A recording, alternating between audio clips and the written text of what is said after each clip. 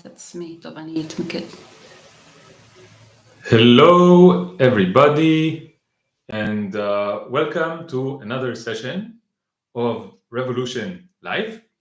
My name is Alon, and as you can see, I have with me a very special guest today, and this is Tamar, my girlfriend. Tamar, you want to introduce yourself and say a few things about yourself? So I'm Tamar. I am mother to 4 cats. She is their biological mother. Yes. I am the stepfather of the cats, okay? Right, they're my biological cats. Yeah. No, one of them is adopted. The other Yeah, are one biological. of them is adopted, yes. And I'm a psychologist. That's my profession. And other than that, I've been vegan for 8 years. I'm an animal rights activist. And lately, in the past year and a half, Alon has turned me into a non-Zionist as well, and activist all around. He has radicalized me. Yes. Okay, so welcome everybody. Please tell us at any point if there's problems with the sound. I tried to fix it, and now I have this black foam thing on the microphone. I hope it helps. If there are any problems, please tell us. Tamar, you want to tell our audience what we wanted to talk about today? Because just so you know, Tamar was like, okay, I'm going to tell you a secret. For the past more than a year, I also got radicalized by, oh my God, so many success stories. Thank you, Bram. Is that the name, Bram? Bram, tell us where you're from, and tell us what direction you were radicalized to, what happened, and maybe some people in the audience can get inspiration from that. So I will tell you a secret, and the secret is that I've been trying to get Tamar to go on camera and to speak publicly about mainly about the subject of non-human animal liberation, because as much as you think I care about this subject, and as much as you think I'm extreme about this subject, well, you haven't met Tamar and you haven't seen anything yet. Okay, we actually recorded an episode, I think it was like a year ago. Yeah, something like that. Like a year ago, about the story of how Tamar was radicalized both to veganism and animal liberation in general, and both to object to the Zionist regime of Palestine and the ongoing genocide that is being perpetrated by the Zionist regime. And we did a lot of comparisons and analogies, because this is the way that Tamar was radicalized to be against Zionism. Okay, every time she would tell me, when we first met, Tamar told me, I'm a Zionist. Okay, because I told her I'm an anti-Zionist. She told me I'm a Zionist. Just so you know, this was around a little bit over 2 years ago. Okay, and we would have respectable discussions and also fierce arguments about this subject. And what I did was, every time Tamar said something Zionist, I would tell her, here is what it would sound like if a carnist, someone who supports the oppression of non-human animals in the Holocaust industries, in the industries that exploit the animals and abuse them and kill them to make products out of them, specifically food. So here is what it would sound like if a carnist said it. Here is what it would sound like if a vegetarian said it. Here is what it would sound like if a welfarist said it. Welfarist is someone who says, yeah, there is no problem with the actual industries, with there's no inherent problem with the existence of the industries. We just need to treat the animals better, which is akin to a liberal Zionist saying there's no problem with Zionism, there's no problem with the existence of the state of Israel, there's no problem with the situation of the Palestinians. We just need to treat them better. We just need to give them a state, like bullshit like that. So I would make these analogies, okay? And Tamar, what was the effect of this? You want to tell our audience? Well, it was hard not to see the analogies, because when it comes to the subject of animal liberation, I know this all too well. And I know exactly the answers to it, and I know how I react inside myself when someone says these things. First and foremost, it's annoying. And I know how to deconstruct this. I know why it's not the right approach, and why there's something more fundamental here, that it's just not okay to exploit anyone or to kill anyone, no matter how nice you treat them before you kill them. Yes, and these analogies really worked, because I don't know, because they're logical, and because it was as if I was kind of going against myself, because I was hearing it from the perspective of the comparison that you made. And I think it also made me more willing to listen, because I think I was never like completely invested in proving to you that I'm right, or that you're wrong. I think most of my resistance came more from a place of, I've been told something for all my life, and but what about this, and what about that, and no, but don't the you know propaganda that? points. Yes, I was saying, like, but don't you know that? Like, I don't know, Hamas, they use their citizens as human shields. Just so you understand, less than 2 years ago, Tamar would still say stuff like, but Hamas uses human shields, okay? And you will hear soon what place she is in, okay? Yeah, so there's 2 points. There's both the information of you just know what the information is, and I truly did believe that the Israeli army targets terrorists, and that Hamas targets civilians, and that this is a very big moral difference between them. Yes. And so there's many ways, of course, to debunk this, and one of them is on the level of just knowledge and just checking the facts. Yeah, facts. And I remember one instance in which I went on Google to look it up. Does Hamas use civilians as human shields? And then, to my surprise, I actually found a report. Because Tamar wanted to prove to me, she was like, no, but Hamas does use it. I will show you. To me, it wasn't even like an argument, like a point. It was just axiom, right? Truth. It was an axioma. It's like, this is the truth. Like, you're not going to argue with this. Everybody knows this. Yes. Everybody knows this. Everybody knows. So it wasn't even something that I when I said it, I didn't even say it with the thoughts that someone would question that someone would say, no, it's not true. So like, no, but this is for sure true. This is true. Okay, you can say whatever you want, and maybe there's other things and you're right, but this is for sure true. So I went to Google and I Googled this, and I found some different things than I expected. I found that actually IDF soldiers use people there, the local population, as human shields. So this I did just not know. And I also saw a report, I think by Amnesty or something, that yes, there have been maybe some incidences here and there, but mostly it's not true. And mostly the fact is that it's just a very densely populated area. I mean, I don't need to say this because our viewers know. Yeah. So, but these things that sound so silly, but I never really considered them before.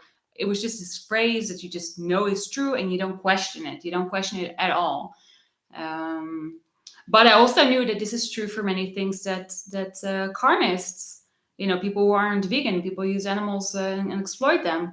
That there's many things that they never thought about. For example, they never think about the fact that a cow just doesn't give milk. A cow has to be pregnant and give birth, just like human women, to give milk, and then the milk is for the calf. So this whole idea of this is something natural, where a cow is just grazing and the grass gives them milk, and then the milk is for humans. I mean, it's so absurd, but it's something that I, for a long time, never really kind of paused and thought about either. So carnists also have these points that they raise that everybody knows. Everybody knows that the cow gives us milk. Everybody knows that that animals were put on this earth for us to eat them. Everybody knows that humans are worth more than animals. Everybody knows. Okay. So because Tamar saw the stark difference between things that everybody knows and the truth, in the context of carnism versus veganism, of human supremacy versus opposition to human supremacy, I think it was easier for you to accept that these things also exist in other contexts, like the context of Zionism, right? Yes. I mean, and I'll say something else, which is more kind of a, I don't know, like on a personal level or something, that when we first met, and this wasn't so long before, I just really early on got the sense, or I understood that you're very smart, and she said it. and I wasn't so quick to just dismiss things that you're saying, because I could tell that you're a person who thinks about things, and I could tell that you're a person who is logical and who's came to the same conclusions as mine in the context of animal liberation. So can I tell the story, the Holocaust story? Yeah, sure. The first time we met, Tamar and I, it was at a party. You will soon understand how this is a Holocaust story. It was at it doesn't start out that way. At a party for like this organization that we were both doing activism within. It's called the Vegan North. Now we don't do activism with them anymore because they're rabid Zionists, but never mind. Not just because of that. This actually really very, very much connects to the thing that I want to talk about. So we will talk about this. Yeah. We will talk about this. I need to finish the Holocaust story. Yeah. So we talked about stuff, and we got to know each other, and there was like good vibes. And then in the end of the evening, I was walking back to my car, and Tamar was coming back with some friends she was sitting with, having a conversation with outside. And we had a small chat. And I don't even remember how we got to the subject. It was just, the subject was... and then Tamar said about what is going on, what's happening to animals, non-human animals in the industries. She was like, yeah, of course it's a Holocaust. And I was like, yeah, of course it's a Holocaust.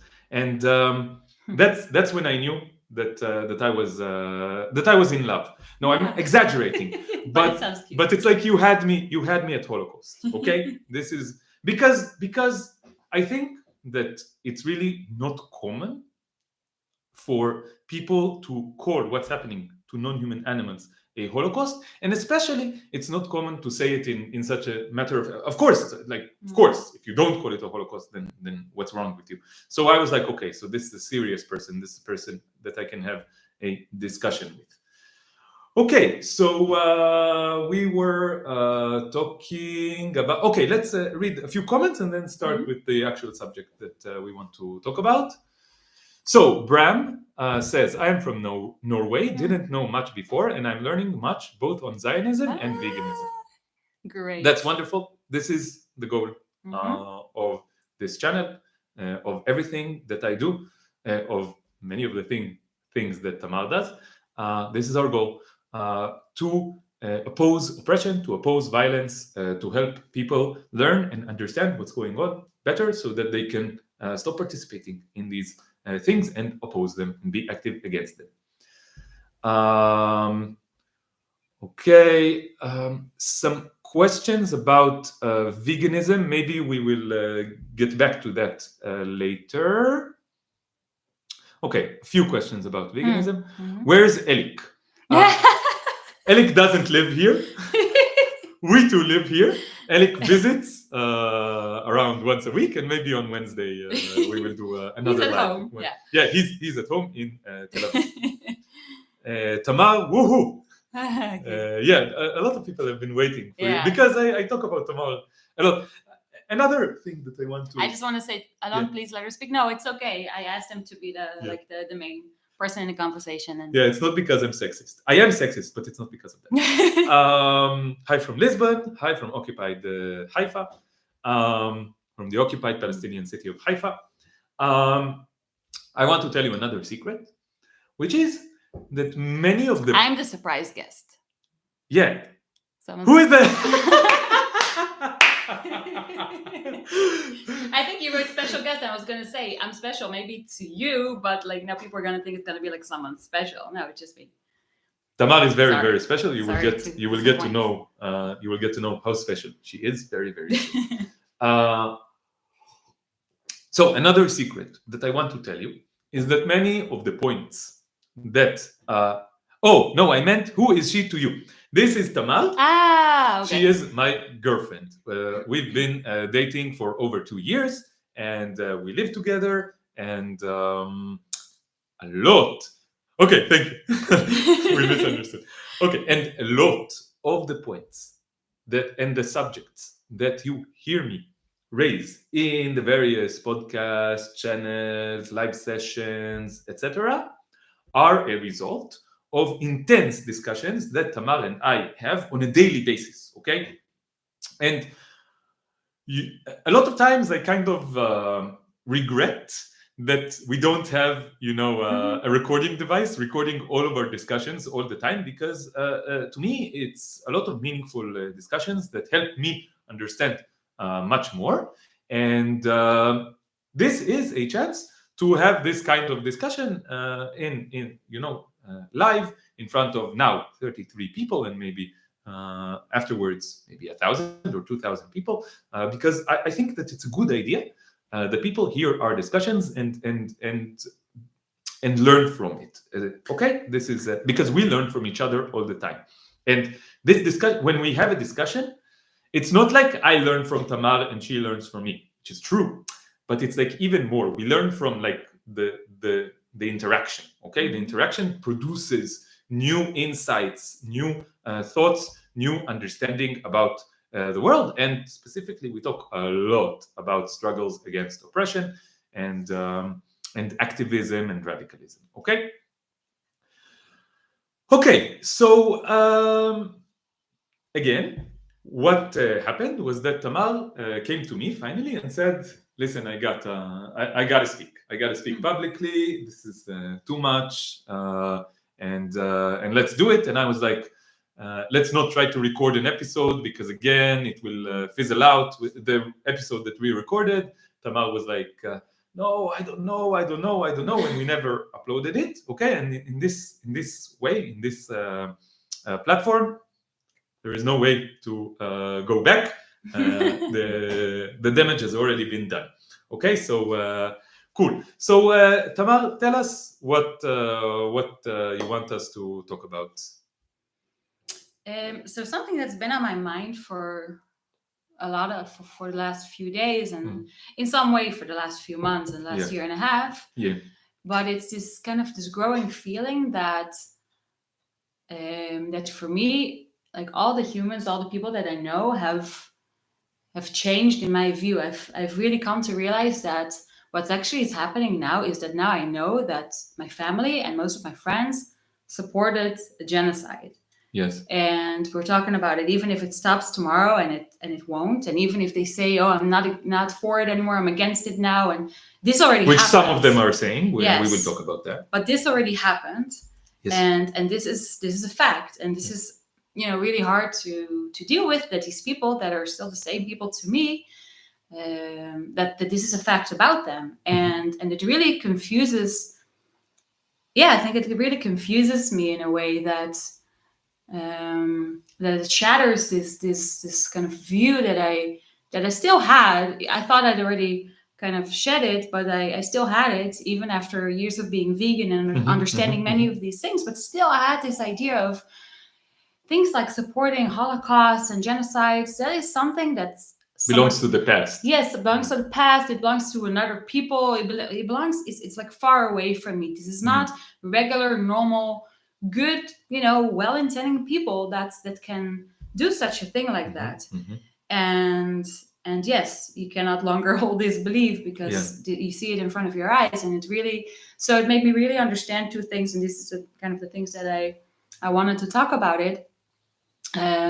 First, on the more personal level of how do you continue interacting with people and having relationships with people that you care about personally, but you have now this knowledge about them.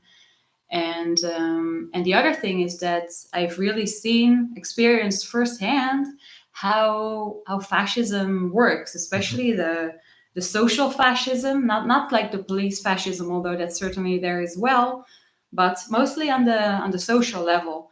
And as when I was a girl, I used to think or wonder if I lived in the time of Nazi Germany, then who of my friends, I didn't really so much think of myself at that time, because I think I was still too much in the mindset of, okay, I'm a Jew, so I would have been a victim, but in a very specific context, although it's of course applicable to many different situations.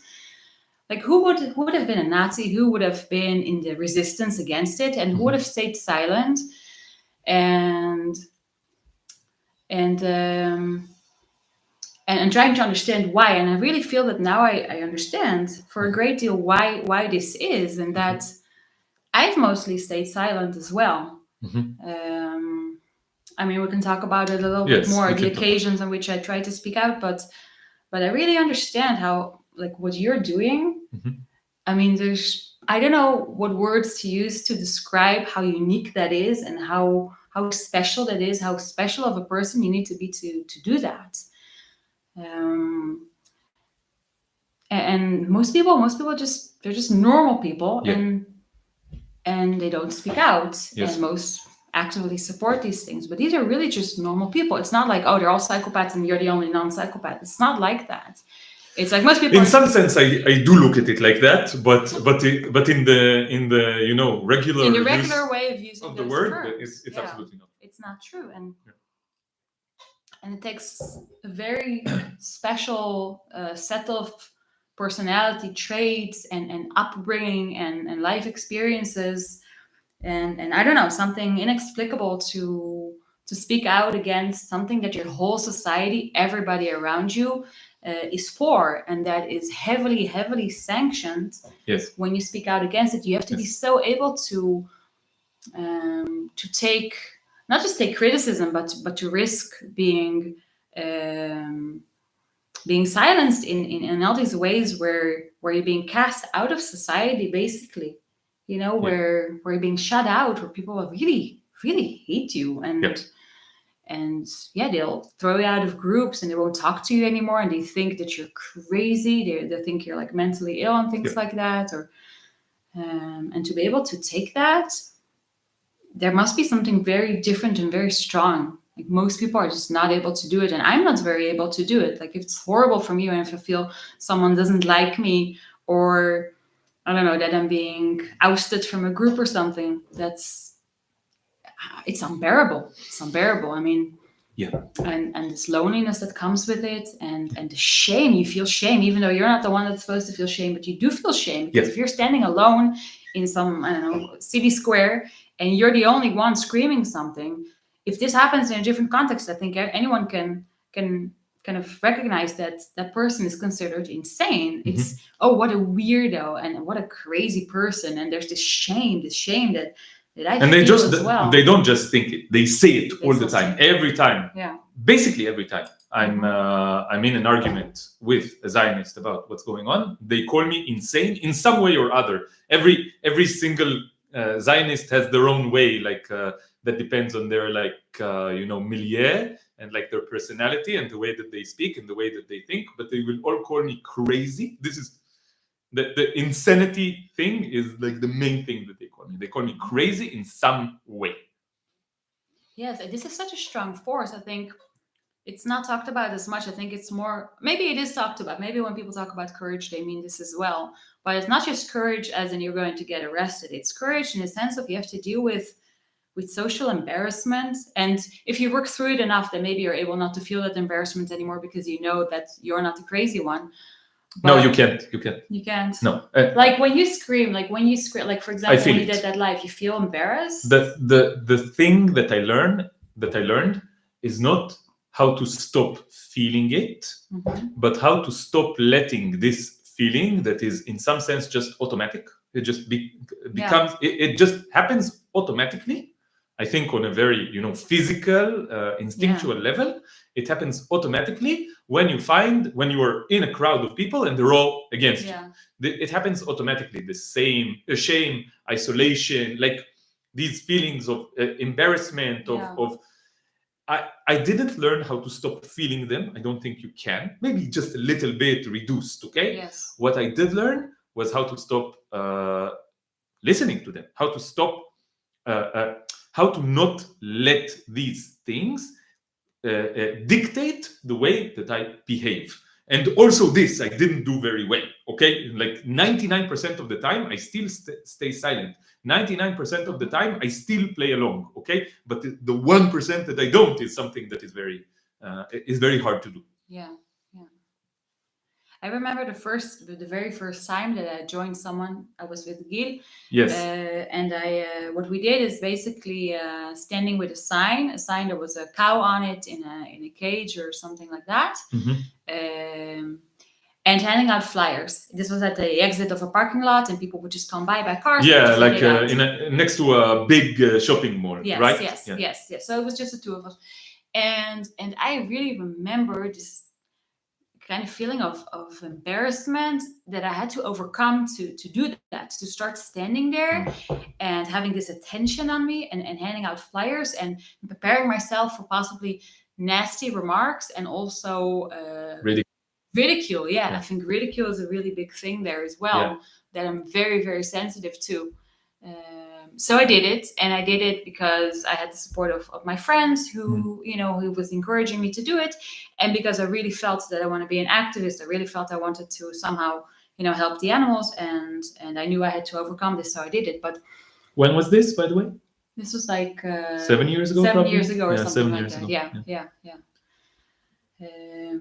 So and with this topic, it's even worse. It's even worse because it's the reactions are worse. We will talk about the differences and commonalities of both subjects that like the two main subjects that we are active in, the subject of the oppression of Zionism in Palestine and the subject of the oppression of non-human animals by humanity.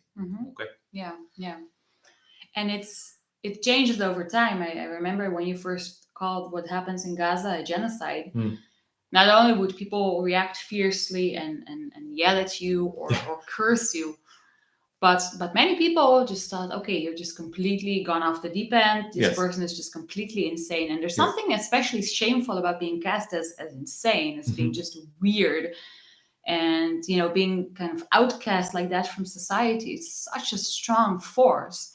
The kind of the forces to conform, to be like everybody else, to be part of everything are so strong, so strong. I don't know. There's especially a lot of shame attached to being strange, to being weird, to being not fit to be part of society. One of the ways that I think, one of the things that I think are different about me is that I'm used to it. Like ever since I was a child, I was always considered strange or weird or not socially adept or just on the margins of society. I always felt it in any case. Probably because I'm somewhere on the spectrum. I was non-professionally diagnosed by Tamar to be somewhere on the spectrum. The autistic spectrum. I think people know what spectrum I'm talking about. And I think that in some weird way it helped me because I was like already not really. I never felt like I was, in society. Never, especially not Zionist society, because I never felt in place in this society, a society that emphasizes aggression, that emphasizes power, that emphasizes being manipulative, and like they condone this. There are many aspects of Israeli society, like they condone manipulativeness. They condone being mocking other people who are weaker than you. They the kind of toxic behaviors, the behaviors that you would usually associate, I think, with toxic masculinity, are very much, but also toxic femininity. Actually, when I think about it, like being manipulative, right? This is toxic femininity, I would say. This is not so related to gender, I think. Maybe anyone does it. Yeah. Maybe it's not related to gender, but the point is, a lot of toxic behaviors are really condoned in Israeli society, and that's why I never felt in place in this society. And I think that this kind of helped me. I was like, okay, I'm an outcast anyway. At least I should do the right thing. It made it easier for me. It goes both ways. Yes. It's you're not able to adjust or to adapt yourself to norms, so you're an outcast anyway. But also, the norms don't work on you as well. So therefore, you're better able to think for yourself, to have critical thinking and independent thinking, because the way that norms are internalized for most of us, it's just an automatic thing. And like, you do something and people look at you weird, like children look at you weird, and then, okay, this is weird. You don't think about it. You just stop doing it. So you start acting in different ways. I didn't have this mechanism. And the same with things that people say and the people that you're supposed to think. And if you're not, I think people that are on the spectrum are more resistant to this, or less susceptible, I would say. Less susceptible to. Yes, it's interesting. Probably both, because there's also this kind of inner resistance, because you have this feeling like nobody's going to tell me what to do or what to think. Yeah. And certainly not as susceptible than people that are less on the spectrum to behave like everybody else and to these kind of small little punishments.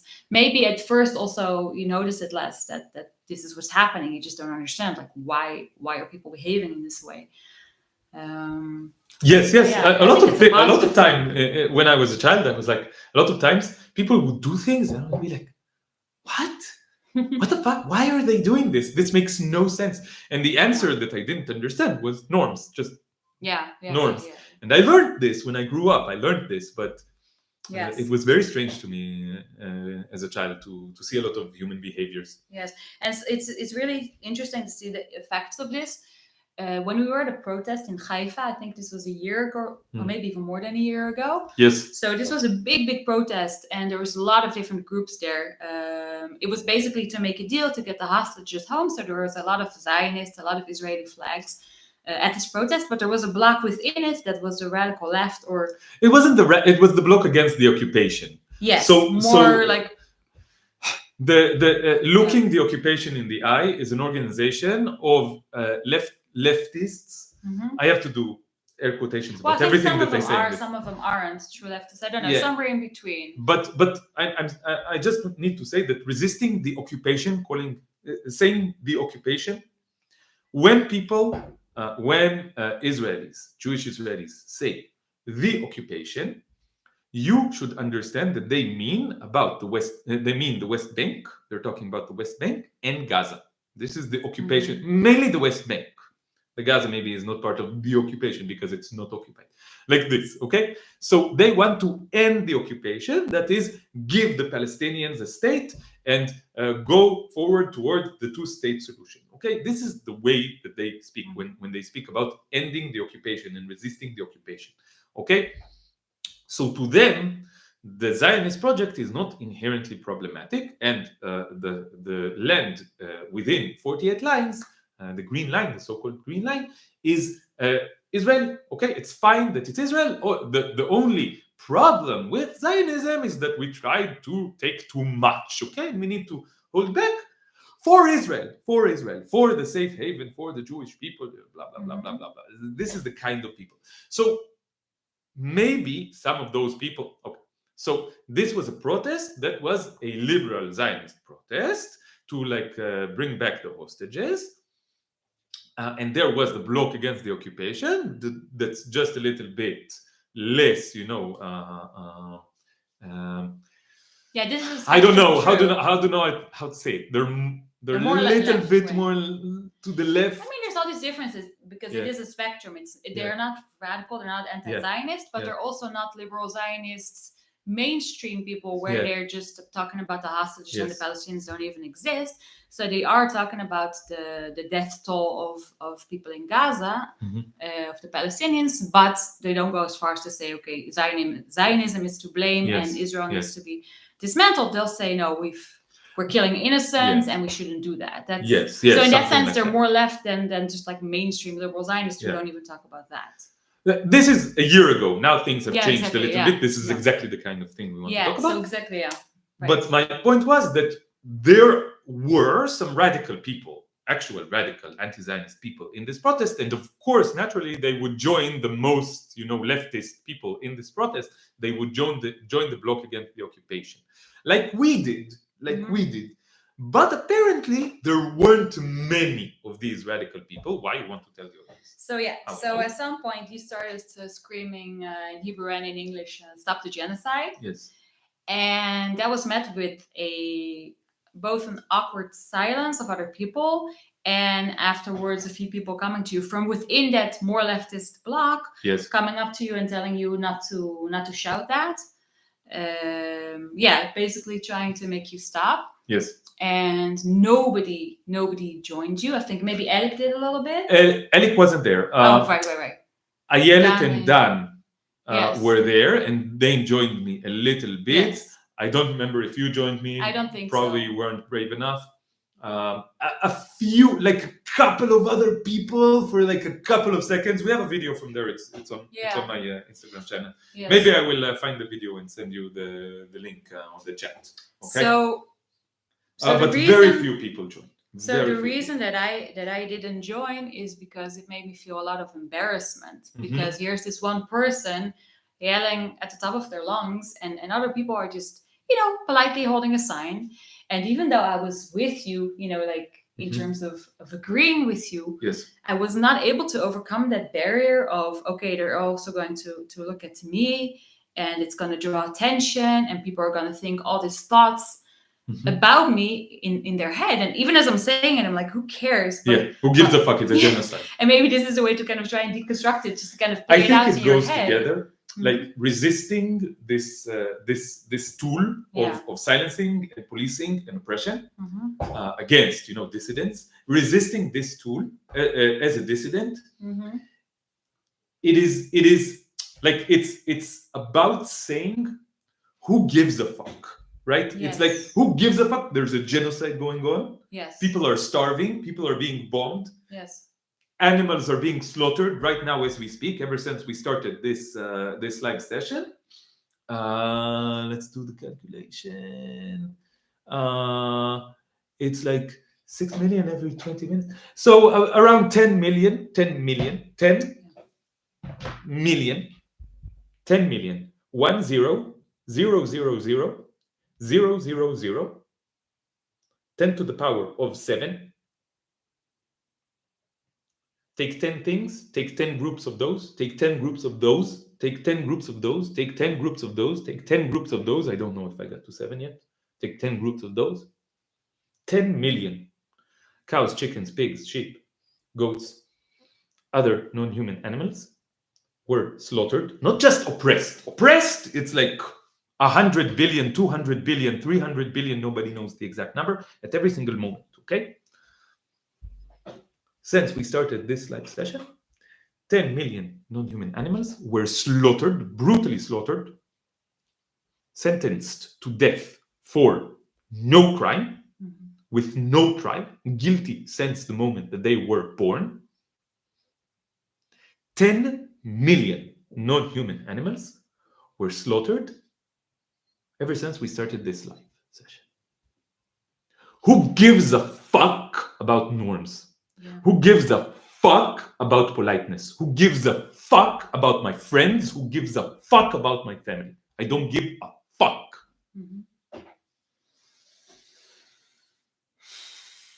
This is what always helps me to be an activist, to connect to that, to connect to the victims, and think about that, and everything else pales in comparison.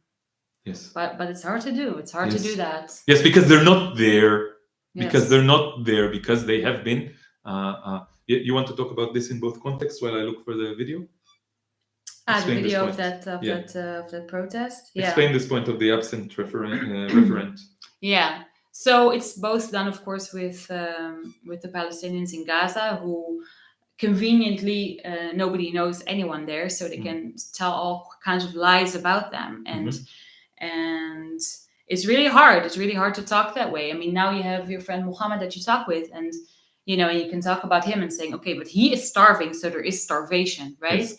But so most people will just take advantage of the fact that, like, I don't know anyone. They're just making it up, and if you don't know anyone, you can't say, oh, but I have this person, I have this friend who actually, firsthand knowledge, and they exploit, they use that against them. The fact that they're they can be silenced. They're not being heard in the Israeli media at all. They're not being silenced so much on social media, and they have now the opportunity to speak. But most Israelis are not exposed to that at all, and it's used a lot to continue their oppression. They're just not part of the equation. So with non-human animals, this is true even so much more. And you can see this in many groups of activists for a certain cause. And for example, pro-Palestinian groups, they will say, we don't allow any racism, we don't allow any sexism, we don't allow any homophobia. Yeah, transphobia and all that. And that's which is very we condone, thing. okay? We course. are for this 100%. Okay? Yes, but then when it comes to the non-human animal Holocaust, then it's like, no, this the group is not about this. Yes. And so suddenly it's okay to be a carnist. Yes. Suddenly it's okay to support oppression. Yes, and even if you're if you're saying something about it, and this has happened on several occasions, then you will be shut down. And all of a sudden, all this inclusivity, you see, it means nothing. I mean, how can I be possibly part of a group where other people not only condone but of my non-human animal friends? Yes. But conveniently, there are no cows or chickens in those groups. Yes. So they can say we don't tolerate transphobia because there are trans people in this group. Yes. But we would tolerate proudly saying that you kill chickens on a daily basis, like I heard someone say on an anti-Zionist WhatsApp group. They proudly said, I kill chickens every single day. And this was not a problem. Why? Because chickens are not there to say that this offends them. But it's not about offense. It's about truth. It's about justice. It's about morality. It's not about, it's about principles. It's not about who's offended and who's not. If you talk about who's offended and who's not, then you're the woke snowflake that Republicans and other fascists talk about. And then they're right about you because you only care about who gets offended. Yes. That's what they say about you, right? That you only care about who gets offended. And then you would say, no, it's not about being offended. It's about not being violent and exclusive towards others. So maybe think about that for a moment. Maybe. And I always try to bring back in view the victim in this context. It's because they literally, people aren't thinking about them. It's, for example, when someone says to me, "Oh, I have to be considerate of you, and therefore you don't like me eating meat in front of you," or something like this. Or they'll say, "Oh, I'm sorry." I'm like, you have to apologize to the cow. This is between you and the cow. They try to make it between two humans, and this is your sensitivity, this is your issue, this is something that's okay, we can be considerate of you, so we'll have vegan options. I'm like, no, it's not about that. It's not about me. I mean, at that moment, I'm a representative, I'm their voice, but I'm the voice of the ones who have no voice. Exactly. It's really, really important to always make their presence known and bring it back into the conversation that these are the victims. And all the arguments sound completely ridiculous once you try to. We had an experience. We were in Sinai for a vacation for a few days, and we had a conversation with the owners of the camp that we were staying in, and the guy. He tried to provocate me with stupid carnist bullshit, and then this discussion went on for an hour or two, right? Yeah, it was exhausting. But this is the other thing: you never have a day off. No matter where you go, people will say things to you, and we have to go in this now, but but then you feel like you want to because you have an opportunity. Yeah, so you want to make an effect, right? Yeah. So at some point, towards the end of the discussion, I think there wasn't much to say about that. I looked him in the eyes and I said, "Now I'm the cow. Now I'm the cow. Tell your excuses to me." And then he said all the stuff, and I was like, "But please don't kill me. Please don't kill me. I want to be free. I want to live. Please don't kill me. I want to be free. I want to live." Whenever you think about anything relating to veganism, imagine a cow or a chicken talking to you, looking at you, and you know that what they're saying is, "Please don't kill me. I want to live. Please don't exploit me. I want to be free. Please let me go. Please just let me be free. Please just let me live. Mhm. And then think about the arguments that came to your head to justify your choice to not respect their wishes. Think about those excuses and think about the question whether the cow or the chicken cares about these excuses. And then think about whether you should care about these excuses. 1 second, I sent a link to the Instagram reel from that protest, and here is what I wrote. I will give you the text.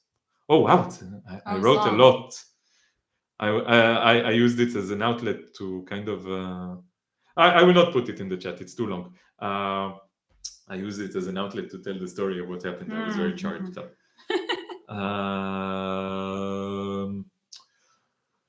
Okay. Provocation, never provocate. You mean always provocate? Never provocate. I don't understand. But one person said in the chat, no man is free until the horses are free. Alon's quote a few days ago at the protest. Because the horses that were used by the police. Yes. A lot of people on the left say until all of us are free, none of us are free. That's what people on the left say. But they have a small asterisk next to this statement. Mm-hmm. Which asterisk do they have? It's valid for humans only. Yes. It's only if you're human that they include you in this. Mm-hmm. But this is a cheap trick, right? Mm-hmm. You can, if you allow this statement to include only a certain group of people, who the speaker of this statement happens to conveniently belong to, mm-hmm. very convenient, then you can use this statement in a vacuous way. Even Nazis can say, until all of us are free, none of us are free, and they will talk about Aryans. Works perfectly, right? Whatever your reference group is. Works perfectly. Yeah. So please, if you... This is what Zionists say. This is what Zionists say. And they mean the hostages. Yes. Yeah, so... they're talking about... they use this kind of logic to explain why we need to free the hostages. Okay? But they will not apply it to Palestinians. No. So, this kind of statement is completely meaningless if you allow asterisks like this. So please do not allow an asterisk like this and do not use this statement with these asterisks, because then your statement is just as strong as a statement that a Zionist or a Nazi can conveniently and truthfully say. Okay? Okay. So we're speaking about what we wanted to speak about. Oh, right. I just want to let's get this put this discussion back on track. Starting from a question from the chat. The question was: would you think there is any difference between Nazi Germany and Israel today? And I want to tell you that both Tamar and myself are descendants of Holocaust survivors. Okay, can I say? So Tamar's father was a Holocaust survivor. My grandfather he still is a survivor of the Holocaust, and my grandfather was a Holocaust survivor. So we have a personal connection to this question. Okay. And we think about it a lot, both in the context, like we are informed by us being the descendants of survivors. We know what Tamar's father told her. She knows what my grandfather told me. I know. I saw the filming of my grandfather's testimony at Yad Vashem Museum. Yad Vashem is the Holocaust Museum in Jerusalem. And they do a project of recording and archiving testimonies of as many survivors as possible. And my grandfather told his testimony. And when it was a very powerful experience for me to look at this tape a few years after he passed away. It was like he was, back in the room with us in some small way, but in a very painful way because he was speaking about this story. And I believe that hearing this story informs me to this day. Okay. So we have a personal connection to this question. And this is a question that we talk about a lot. A lot. And we want to tell you some stories, okay? We want to tell you what happens when you try to speak up against Zionism, against carnism, against oppression in general. So we will tell you, Tamar will tell you a few stories about what happened when she started speaking out, which really caused you to stop, right? It made you not want to speak out anymore. And I will tell you a story, a fresh story, right out of the oven, hot steaming story about the latest family dinner that we had on Friday, and how I was silenced. Even yours truly was silenced, but I didn't go down without a fight. Okay. So we will tell you some stories. And we will tell you about how we can tell you about how vegan activists treated us. These are also interesting stories. And we can tell you stories about what happens when you try to speak out against the non-human animal Holocaust. And the point is to understand how systems of oppression work, how they silence criticism, and how they make people collaborate. Okay? And these comparisons, we can make a lot of comparisons. We don't know exactly what happened in Nazi Germany. We weren't there. But we can deduce. I feel like I now am an expert of how systems of oppression work, how they manipulate people into cooperating with them fully, how they manipulate people into silence and and how they make you just go against yourself, your own conscience, your own soul. I feel like I'm an expert now, and I feel like what we do here, what this channel is doing, what Alex's channel is doing, is also to a large extent like explaining to people how these systems work, so that you can identify this working on your friends, on your family, and so most importantly, that you can identify this working on you, on you, you watching this. Please listen to us and think, how is this working on me? How am I collaborating? Change starts from within. Okay. A revolution, any revolution, happens when as many individuals in society as possible do a revolution within themselves. We can help each other do the revolution, but this is something that we need to do ourselves first and foremost. So please look at how you are being affected by these systems of oppression, how this is acting on you, and how you can change for the better. Okay. So you want to tell the stories? Yes, I want you to choose. I think maybe the story about the conference, right? I think that's very well, there's powerful. a few things. Some of them are more personal than that, actually. Yes. But I also, maybe this is also the moment to kind of preface this and say that. 1 second, someone is saying, has Alon been made aware of Reebok's sponsoring of Israeli apartheid? The company is on the BDS list. Okay. Oh. I didn't know about this. I will tell you two things. One, this shirt is secondhand. I didn't pay Reebok any money for it. I rarely buy new clothes because you can buy nice clothes secondhand. What I can do, Tamar, answer questions. Just answer some questions, okay? Hold the line, okay? Oh, okay. Provocate is not a word. Oh, okay. That's what you meant. Provoke. Yeah. Provoke, yeah. Okay. Oh, okay. Yeah, sure.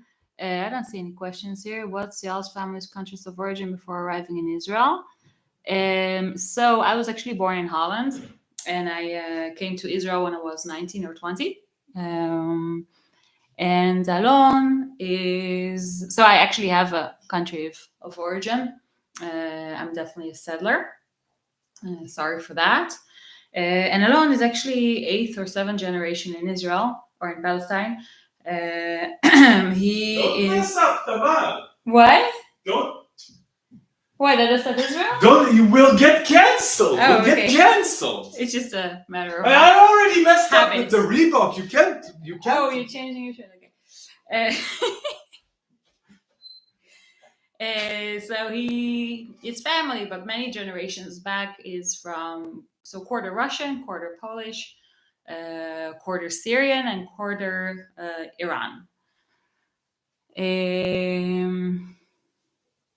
Let's see if there's any other questions here. They would say stop the genocide. Okay, so actually going back to what I was starting to say earlier, this kind of the shame, the embarrassment that I felt when Alon was screaming stop the genocide. So now when it happened, maybe some of you have seen the live he did at the protest 2 days ago. So then when he was yelling stop the genocide, this is a year after, this is a year later, all of a sudden the reaction was different. So people started actually joining him and yelling it with him as well. And I wasn't at the protest, but I saw it on the live. And this just goes to show that once norms change a little bit and it's become a bit more widespread even in Israel to call it a genocide. So now rather than silencing him, and I think the people that were there, they were not necessarily all that more radical than the one a year ago. Maybe a little bit. Maybe it was slightly different people as well. I mean, after all, they went all the way to the border and it wasn't just in Haifa.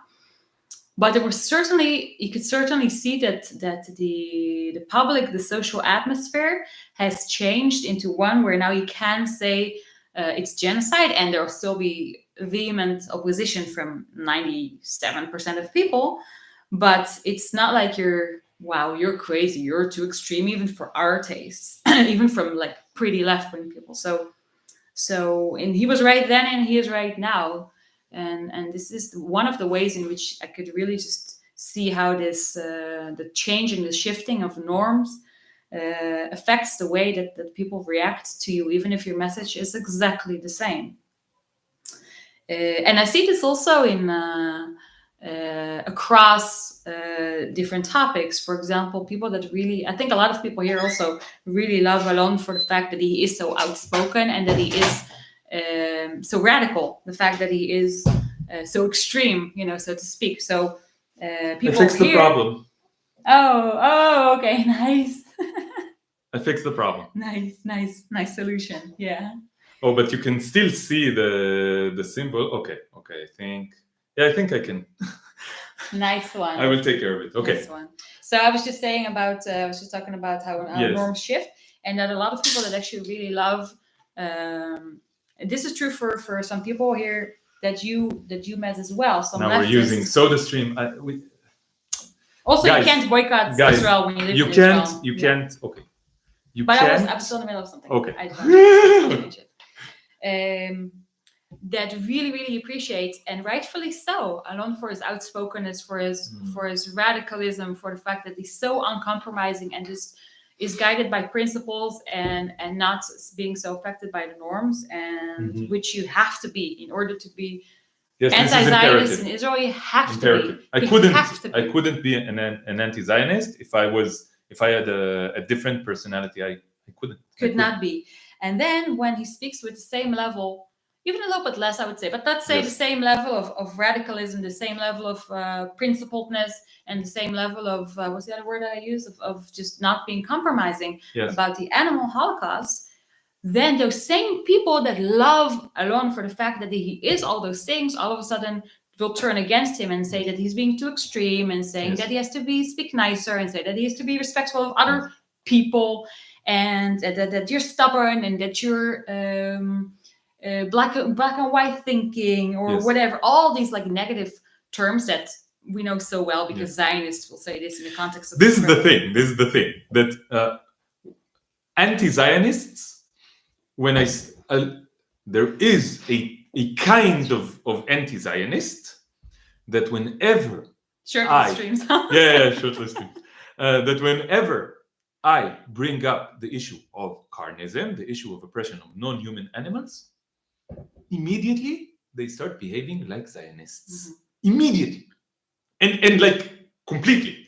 It's like the very same things that they know exactly what's wrong with it. When it's in the context of Zionism, they hate it. They hate this kind of vibe. They hate these kind of energies. They hate this kind of logic. They hate this kind of behavior. And they recognize it, and they in know the other context. and they know how to explain what's wrong with it, how it looks like. They recognize it immediately. But the moment the subject changes and you start talking about non-human animals, everything it's the gap is so stark. The gap is so amazing, right? It's like someone what's the No, go on. The gap I'm just is, reading comments. I need you to agree with me about the gap. Oh, okay, yeah. The gap is it's like unbelievable, right? It is, and even when you point it out, Yes. people will just refuse to see it, and it's very frustrating.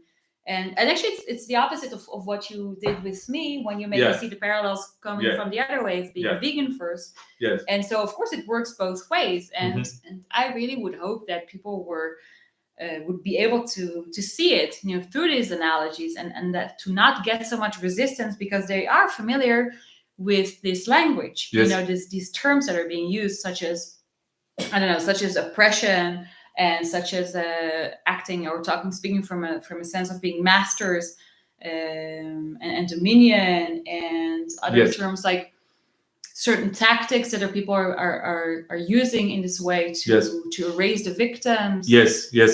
This subject that we talked about, erasure of the victim and the absent referent. The absent referent, where you make them, and you can really show the parallels, and yet. Yes. For some people, it's just like, no, there's completely blind. To them, it's completely different. That's why it's called the blind spot. Yes, it's definitely a blind spot. Yeah, because they think there's this ultimate divide between humans and non-humans. Yes. And I mean, obviously, there used to be this thinking about there's an ultimate divide between different races. Or something like this, and there's nothing in biology that makes this more ultimate than something else. Yes. And then you get people who start all of a sudden caring so much about biology or evolution or something like that. Yes. Again, arguments they would never use to justify, racial injustice or things like that. Yes, but I don't know, like there's so many things that you could talk about that are what's natural and yes. But I do have to say something to the other direction. So I will tell you another secret. When I started, speaking up on Instagram after October 7th, speaking up on Instagram, and when I opened this channel and I started becoming an activist, for Palestine against Zionism, Tamar and I would have a lot of discussions about whether this is really the thing that I want to do, because now we understand it so deeply, but back then we understood it enough that we are for freedom and liberation and justice for all living beings, not just for a certain group, and not just for humans, okay? Which is what is kind of implied when you're an activist for Palestine, okay? It's implied that you want justice for all humans, that you want freedom for all humans, but this is not what I wanted to be implied. I wanted it to be clear that I'm an activist for all living beings.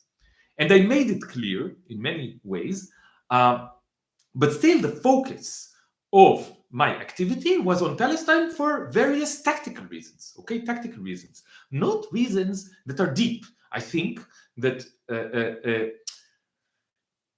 every single topic of intra-human oppression, of oppression amongst humans, when humans oppress other humans, take all of this oppression, sum it up together, and it's a blip on the radar compared to the subject of oppression of non-human animals. Just by any parameter, by any objective parameter that you can think of, by any parameter that doesn't assume to begin with in a circular way that humans are the most important animals, and that they are more important, inherently more important, and categorically more important than all other animals. Okay, if you don't assume this to begin with, which is circular in any case, then just by any objective parameter, the non-human animal Holocaust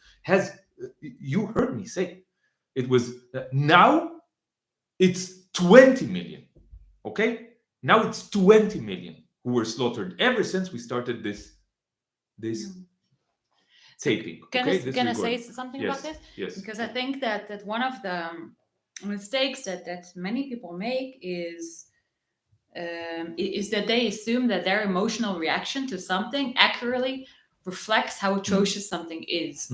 So if they react more strongly, and I think maybe this is true for, I don't know for you, but I think for many people that their kind of gut feeling, their emotional reaction to what happens to humans in Gaza is stronger than what happens to other animals, whether in Gaza or in other places. Just like the emotions that a Zionist has towards 7th of October are way, way stronger, and even yes, but this is also, of course, very right? manufactured as well, and like they're showing the stories of the 7th of October every single day on the television. But and isn't humans caring about other humans manufactured as well?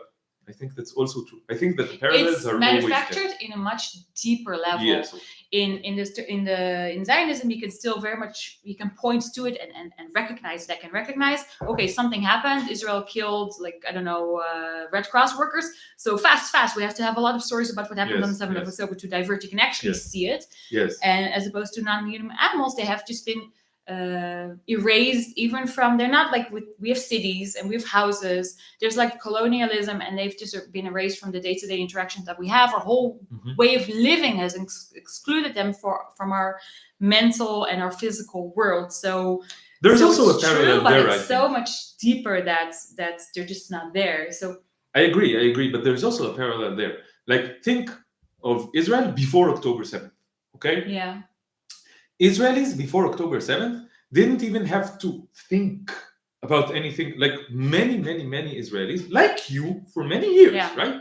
You were just unaware of what was going on. Yes. Unaware. Like you were unaware of the Holocaust of non-human animals, right? You were unaware of the oppression of the Palestinians. So this is something else I will say, that anyone can potentially be a Nazi, because I can see myself that I was also participating in these things. Yes. Okay, let's. I want to just go back because I was still in the middle of a point. Let me try to think. Okay, so the emotional reaction that we have being kind of the guideline for what is horrible and what we should be for or against. So I mean, it's fine. You feel what you feel. And if you're more activated by seeing human suffering than a cow suffering, then that's just what you feel. But it's important to recognize that this does not mean that this is therefore objectively worse than that. So for me, it's a bit different. I think I'm really activated by non-human animal suffering. Yes. And oftentimes more so because they're so helpless. And because it's so easy for me to love them in a certain way. So then for me, I think in this case, because it's in the other direction, so it slightly corrects the bias that we all have, that we all taught from H0 that we should care more about humans than about any other animals. And so this kind of inherent sensitivity that I have to the suffering of other animals slightly corrects this bias. But still, even if I think about, maybe it's another reason for people to talk about the genocide in Gaza more so than, or even for you maybe, than the Holocaust that the non-human animals go through, is because somewhere in a certain place, it's maybe somewhat easier to identify with them as a fellow human, and then it activates you more. But again, not to be confused with it actually being worse or something. And this is the big mistake when people start thinking that if they react to a certain thing, then it must reflect the truth. Like if I'm afraid and then there's an actual danger. No, we know this isn't true. But this is what explains the reaction of outrage from people when you say things that go against the grain. And they're like, no, but this is much more horrible, because they feel certain things and they think that reflects reality. And for example, when I started posting a few posts about Gaza starting November 2023, and I would make sure that in every one post was especially about the non-human animals in Gaza, but another post in which I did talk about the death toll, I didn't include a number because nobody knows, but I said that the number of non-human animal victims in Gaza is not even known, because they say, oh, they're just numbers, and animals, they aren't even numbers. So every single thing, this is also something that's sometimes overlooked, even when talking about Gaza. They're not just humans suffering, there's also others, a lot of others suffering there as well, whether they're donkeys or cats or birds. And this is something that I don't know of anyone. No one is keeping track that of talks about that. No, almost no one talks about that. Almost no one talks about So it's just another example of our bias. It's not just about, okay, let's talk about the animal industries versus the genocide. Also within the genocide, it's very human focused, and it goes so deep that it's completely transparent to most people, to almost all people. Yes. So when I started saying that objectively what is happening to non-human animals is way, way worse, without any comparison, there's no way, like, this is completely on a completely different scale, okay, than everything that happened, all oppression that happened between humans ever combined, okay.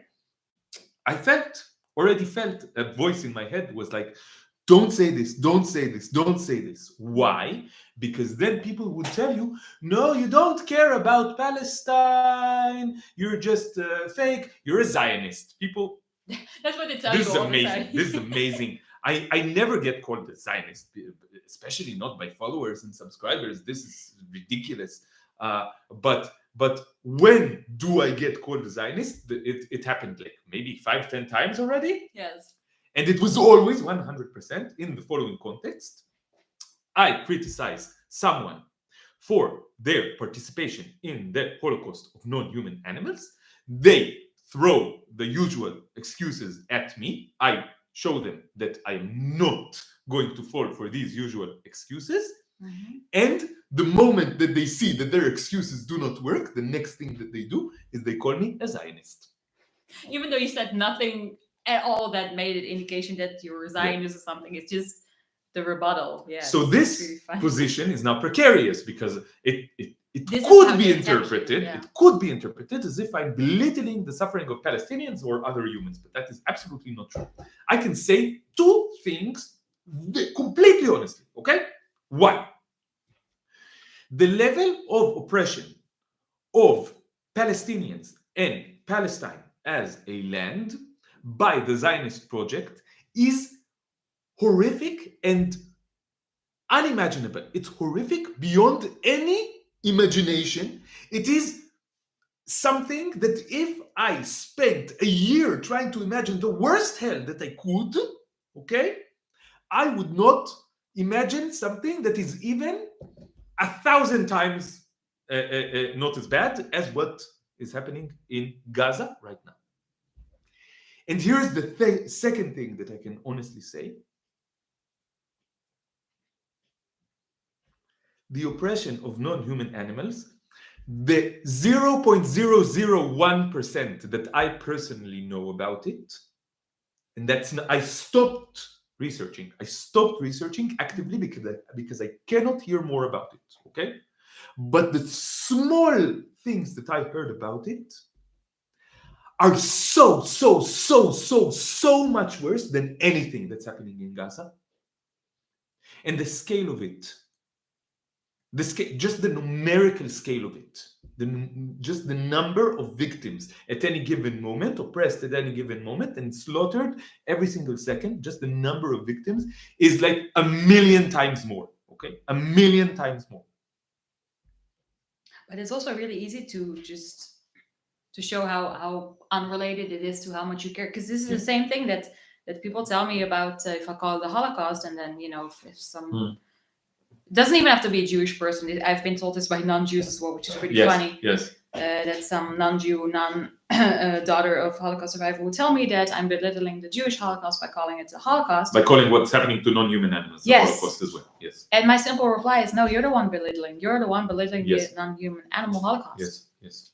This is all there's to it. But this whole thing was part of a sentence that I started 20 minutes ago. Which is that I want to say something about something in a different direction than criticizing leftists who are carnists, in the opposite direction. When I started this channel, when I started speaking up mainly for Palestine, Tamar was like, but why don't you speak more about non-human animals? And she was correct, okay? She was correct. I didn't speak enough about non-human animals. And what I told her was the following. Listen, leftists already understand some stuff. They understand what oppression is about. They understand how oppression works. They understand fascism. They understand supremacy. They understand like systems of control. They understand propaganda. They understand indoctrination. They understand justice. They understand morality. They understand all of the things, with the very insignificant small asterisk of for humans only. Okay? So all you need to do is to remove the asterisk. Mhm. That's all you need to do. You need to take everything that they believe in anyway and say, but why the asterisk? Mhm. Put this the spotlight on this asterisk. What is it doing there? And if you it's very confusing because it's reversed. If you have this asterisk, if you are a leftist and you believe in justice and freedom and you are against oppression and all these things that I said, but you have this asterisk that says for humans only, please ask yourself honestly where this asterisk came from, what is it doing there, and how is it different from the asterisk that liberal Zionists have. How is it different? Liberal Zionists also believe, leftist Zionists also believe everything that you believe. Everything that you believe. In the same way. But they put an asterisk. They put an asterisk that the Palestinians are not included. Yes, this is the same thing though, and It's the same thing. yes, and when I don't know, even in the beginning when we got to the number of 2,000 Palestinians killed, and it didn't occur to the Zionists that at this point it's become worse than what's been done on 7th of October. Yes, they still think that And this is 7th of only- October was the only bad thing that happened. Yes, and these are huge numbers, and then like, okay, but once it crosses that threshold, then how can you keep maintaining that? And the only really the reason is that to them it's I'm just going to Benny. Oh, he feed Ben. he actually got in the house by himself because he was outside when it started. He just opened the door. I will feed them. You continue Yeah. the point. That they just don't care as much, and they really take this emotional response that they have to reflect a deeper truth, and this is the same with when we tell someone that murdering animals is not okay, and that it's worse because the numbers are so horrific and the oppression is so complete, so total. Their entire lives from the moment they're born to the moment they die are 100% controlled, whether they have light or darkness, when they have food or don't have food or water, how much space they have to move around, and where they will be. He and when they doesn't want will food. He wants attention. Of course he does. בוא בני, בוא תקבל צומי. בוא בני. אתה רוצה להגיד שלום לקהל? This is one of my biological pets. Okay. And you close the door. Yeah. So they take their own emotional response to things to really reflect some truth, and this is the same thing. So if you think, oh, but no, surely a cow dying can't be as bad as a human dying. Well, from the cow's perspective, it's obviously way worse. So it's really just a matter of perspective. I don't know whether or not to go into some of these questions. Someone is asking if you could save whether an animal, I assume she means a non-human animal or human, do you think we should choose the human? If there's any hierarchy between animals? I don't know if we should let's not get sidetracked because we do have a subject in mind. Yes, we did want to. I also wanted. Yeah, we have a lot of subjects, but I want to finish the point. Yeah. What I told Tamar is we have a good target audience here. Yes. I will attract people with my speaking about Palestine, which I do care about. It's not like I'm lying or anything, okay? I do care about Palestine. But to be honest, if I just said what I really want to say, I would just speak up against the oppression of all living beings. I will speak up for the freedom of all living beings. I will speak up for complete anarchy, total liberation, things like that. This is like the deep place that I got to. Okay? Exactly, it's included. It's not contradictory. It's part of it. I will talk about this, and I will give all kinds of examples in all kinds of situations because I believe that it's all related. Yeah. But I told Tamar I need to do something that's just a little bit different. I need to speak mainly about Palestine because people care about this, and because I'm in a unique position to talk about it. I just want to say it's true, but I also do want to say it was like in your blood. I don't know. It was like it was such a strong feeling. It wasn't like, oh, let's be tactical. Actually, I want to talk about this. Plus, no. This was everything that most of us thought about most of the time, because this is like something that's changed now. Even though the animal Holocaust is happening all the time, this is something new. There was a change, and so it really truly activated you emotionally, which I think it's a good thing. Yes, it motivated me to start. I just want to clarify that it didn't come from this kind of rational place of like. This was only when Tamar challenged me with but why are you speaking up so much against Palestine? You need to speak for non-human animals as well. And I believe that she was right, but I was like speaking about Palestine, and I told her, don't worry. I will always talk about non-human animals as well. And I think that I did a good job with it.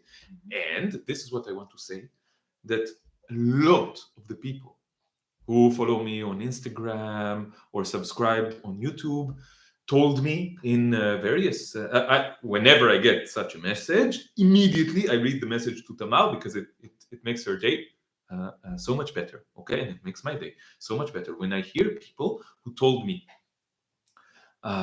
you made me think about veganism, you made me think about human supremacy, you made me think about whether I should still cooperate with this. I'm trying veganism, please give me some tips, please give me some advice, okay? This is the thing that makes me, so two things make me, shed a small tear when like a tear of joy, is one, when Palestinians send me messages thanking me for what I'm doing for Palestine. This is one. And the second is when anyone sends me a message that says, I've become closer to veganism thanks to you.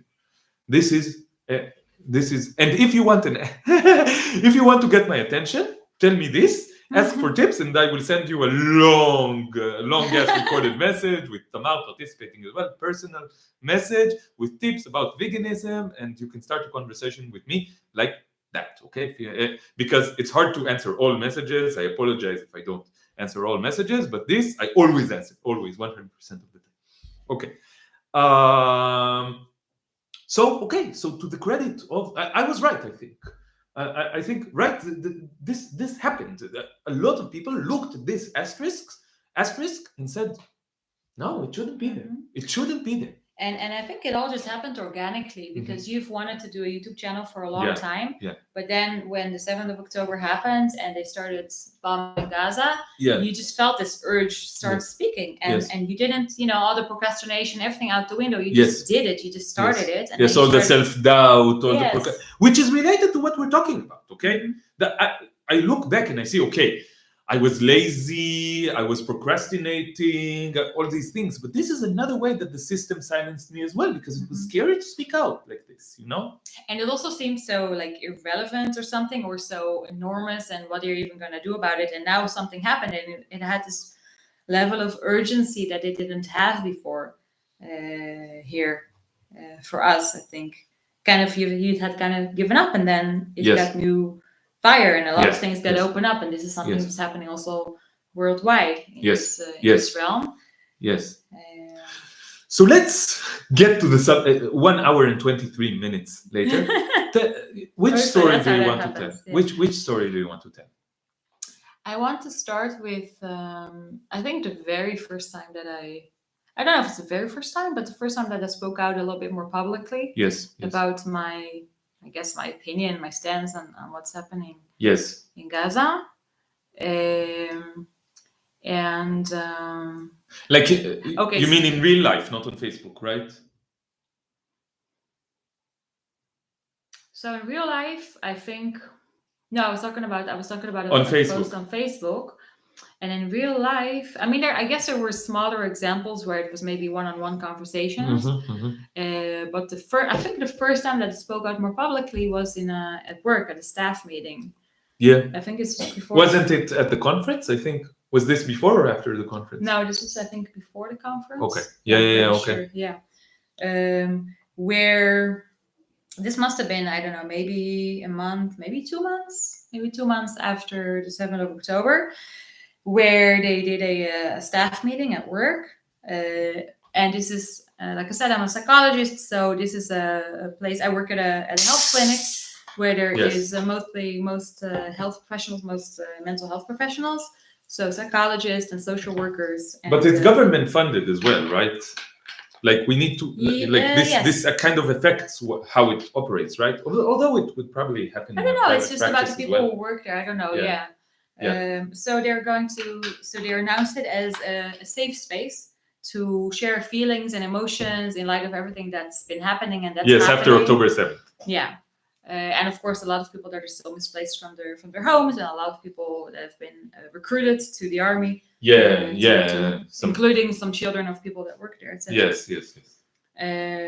So this conversation goes as one would expect, where everybody shares their heartbreak about the Israeli victims and their support of the soldiers or whatever, whether it's someone they know or whether it's just in general, and about the misplaced families from down south, from up north.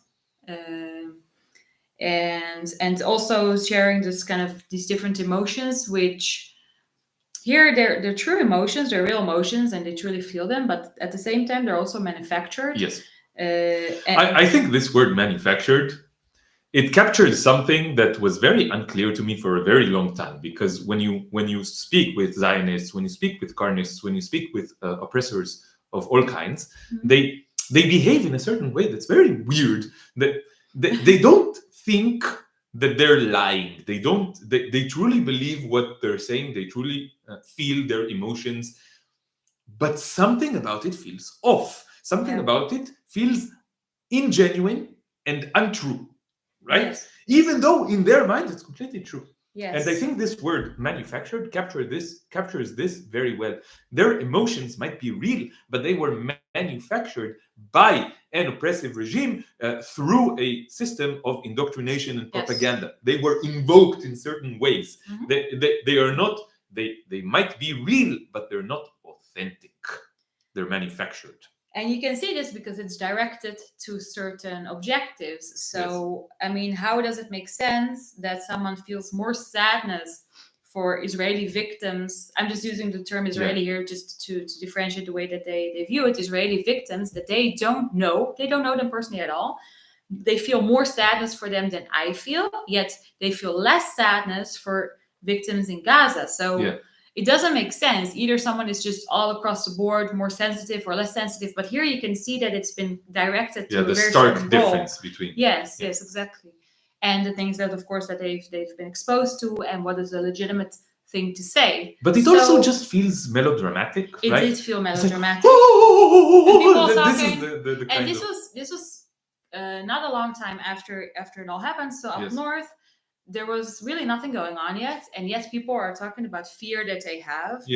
And I mean, sure, a little bit of it I can understand. I had some nightmares and thoughts about what if someone comes in my home, and where do I hide and where do I go. So a little bit of this did happen, although I can also clearly see that there was one article that I read in the Israeli news about what happened at the Nova Music Festival, and I was reading this account of people that were hiding here, and then I went there. So I read it. So I think that this is something that was then planted in my mind, and this kind of induced some fear in me. And then I was starting to think about my house and how it looks like and where I go. So if you see this kind of thing day after day on the television, or you read about this in the newspapers, firsthand account of people that survived and where they were hiding and things like that, then that certainly is going to strengthen those feelings of fear. So again, this is true, it is real, but it's also manufactured. Let's say this very explicitly. They control your mind. They control your feelings. Please. They do. Don't be naive. Don't always believe what your mind, what your feelings are telling you, because some of it is manufactured inside. From the moment that we are born, these systems are hard at work at creating access points, okay? At creating buttons that they can push to make us feel a certain way, think something, behave in a certain way. None of us are immune to this. Mm-hmm. I am not immune to this. Tamar is not immune to this. We both ate thousands of animals. We are both mass murderers. Okay, we are both mass serial murderers of non-human animals. We both cooperated with the Zionist regime to some extent, in some way, until a certain moment in our life. Probably both of us are collaborating with systems of oppression as we speak. Probably, definitely. And so are you. So are you. Collaborating with system of oppression right now. It's an endless work of looking at ourselves honestly, looking at our feelings honestly, looking at our thoughts honestly, and re-examining everything to get to a place where you are truly against oppression, truly for justice, truly for liberation of everyone. Okay. Right. So this was going Continue, on please. in the conversation at the staff meeting, and it was a bit annoying to me because I did recognize this melodramatic element that was here, the way that everybody's just saying the same things. And okay, there's also something else. I'll just say this is kind of like a side note. There's also another part of me that felt a little bit angry at it, not just because they didn't mention the people in Gaza. I'll get to that in a second, what I ended up saying at that staff meeting, but also because I, for many years now, basically since I went vegan and since I've become aware of what animals go through every second of the day, basically there's always some kind of sense of sadness somewhere inside of me, and even if I'm able to kind of repress it, it's really easy for it to come back. I only have to be exposed to one thing or another to be reminded of it. I can be driving to work and I see a truck full of cows, and I know that once I make it to work, those cows are already in the slaughterhouse, and this is very alive for me, and I think about it. I have flashes. I try not to think about it, but a lot of it is, it's a lot in my awareness. And everyone has always been acting like the world is just a good place, we're all happy, and this is very much, I can very much also say the parallel of, this is the way people in Israel, within Israel are it's all fine, we have peace here, and meanwhile ignoring the reality of people in Gaza before the 7th of October, like everything started on the 7th of October, and the same way everything is okay now, and then the 7th of October everything changed. No, it didn't. It only changed for you. So there was also this sense of kind of anger of all of a sudden it's legitimate and it's considered normative and normal and something to be praised and something to be expected. You had to feel sad as well, which made me angry, because when I feel sad and I express that sadness about the cows or the chickens that died that day, people would laugh at me. I mean, they wouldn't actually laugh at me, but they would think it's ridiculous, or they think, oh yeah, you silly girl. And all of a sudden it is not only legitimate, but it's a must. It's like it's a demand that you have to show sadness for others that you don't know that died. Yes. So there was this outpouring of emotion about others that kind of annoyed me as well. Like, okay, where have you been? Now all of a sudden we're all sad, and now it's a sad place. The world is just as sad as it was yesterday, and a month ago, and 2 months ago, and a year ago. Yes. So finally, and none of them feel sad for the children of Gaza. Yes, exactly. None of them feel sad. None of them. Yes. So zero sad. So, and there was this one of my colleagues is a I don't know. She probably would call herself Israeli Arab. Yeah, Arab Israeli, but she's Arab Palestinian. She's a 48 Palestinian. Yes, okay. Yes. So someone asked her at some point, "Wow, and I wonder what it's like for you. It must be complicated. This very safe word of complicated." Yeah, complicated. And so she said something very diplomatic, and I completely understand her, that she's sad for victims on both sides or something like that. And so this was kind of my, and then people like, maybe we need to make a comment about that as well. Well, it's kind of, okay, go ahead. Yeah. I think the consciousness of 48 Palestinians is also very much engineered and manufactured. Okay. We need to understand that 48 Palestinians were also born into the Zionist cult. They were born in a certain, very weird position in the Zionist cult, but it doesn't mean that they weren't born into the cult. They still are surrounded by Jewish Israelis. Most of them are surrounded by Jewish Israelis all the time. They still, watch Israeli shows, watch Israeli media, are affected by Israeli discourse and norms. Mm-hmm. Yes. And, the most extreme example of this is, of course, who? Who is the most extreme example of this right now? Oh, you mean Yosef? Yosef Haddad? Haddad, yeah. He changed his name to Yosef. It's Yusef. Yusuf Haddad. Like, now it can be both ways. Yeah, it can be seriously, incriminating. okay. So Yusuf Haddad is very much, paid for by someone with an interest. Okay, this is clear. I don't know exactly who. I don't know exactly why, but it's very clear. But it's not like he doesn't believe what he's saying. I think maybe on the deepest level he doesn't, but I think on some level he truly believes what he's saying. Yes, it is convenient for him to say what he's saying, to believe what he's saying, but I also think this is what we're talking about. He truly believes what he's saying. And this is, so they found the person who already agrees with them enough to, go all the way. Okay? And Israeli society has been kind to him. A good question is for how long, okay? But Israeli society has been kind to him, has given him his rewards for being the token Palestinian. And I believe that a lot of 48 Palestinians truly believe that Israel is a good place in some sense, okay? Even though they do experience the oppression to some extent, they are connected to Israel, they are connected to the Zionist project, and they will defend the Zionist project to some extent, okay? Please do not use identity politics in this simplistic and counterproductive way. Identity politics that says that your heritage, your genetics, determines whether your political opinion, your views, your thoughts, your opinions are in some way more important than opinions of other, like inherently, okay? Just because someone is a 48 Palestinian doesn't mean that they're not a collaborator of Zionism. Okay, Mahmoud Abbas, okay, the head of the Palestinian Authority, he has a material interest in collaborating with Zionism as he does. Okay, so Yasser Arafat, please don't assume that just because someone is Palestinian, then they have the correct opinion about Palestinian liberation. Okay, this is not. If you assume this, you will make mistakes.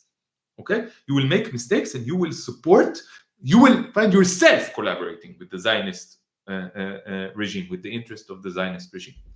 Okay, so a very normal position within 48 Palestinians is being apolitical.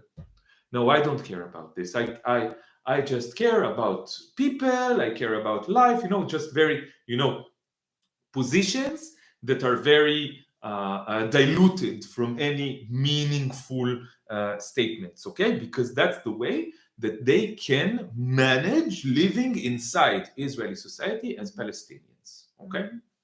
Yes.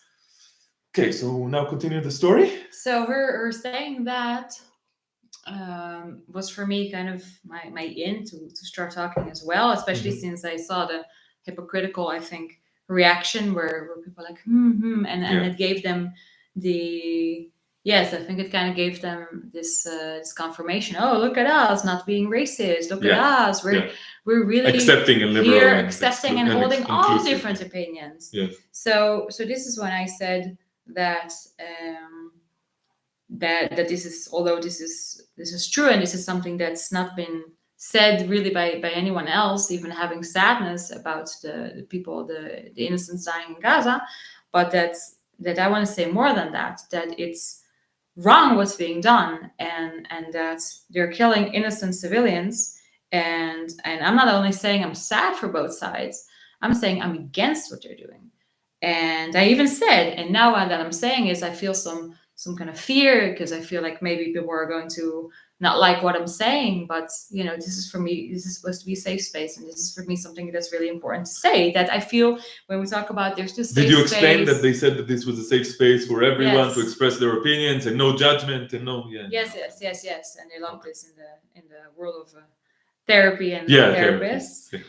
And so I was kind of challenging them, like, okay, I was thinking inside myself, let's see if they're really all that accepting and being able to hold these different opinions, like the space is actually safe. if the space is actually safe. Mm-hmm. And when I said this, and it was still quite mild. I didn't say we have to dismantle Israel and Ammonites and Zionists. I only said that I'm against what's being done in Gaza, and I'm against the killing of innocent people. And it's really hard. Oh, this is also something I said, that it's really hard for me, very difficult for me to that I'm feeling the sense of isolation, because I feel that I'm among like almost no people that hold this view, and that everyone around me is viewing things and looks at things so completely different that it makes me feel very lonely as well. So here do I share my own personal emotion as well. I wasn't just making a political statement. I was sharing my feelings surrounding that, and how hard it is for me to feel like, okay, even if in a safe space, it's hard for me to feel that, because I see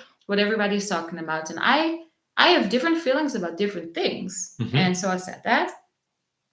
And then started coming the reactions from the other people. Yes. And even though I was prefacing this by saying while I was talking that I was afraid of the reactions of what people may think. Yeah, it doesn't help. It never helps. Did not prevent people from actually saying, "Oh, what you're saying is bringing out resistance in me. I feel resistant to what you're saying." And someone else said, you created antagonism, Tamar. Yeah, I created antagonism, even though I didn't. I want to say, I want to have a spiel about creating antagonism. A lot of people in the past have told me, and Tamar as well, that we are creating antagonism by speaking out against oppression, specifically and especially when it was the oppression of non-human animals.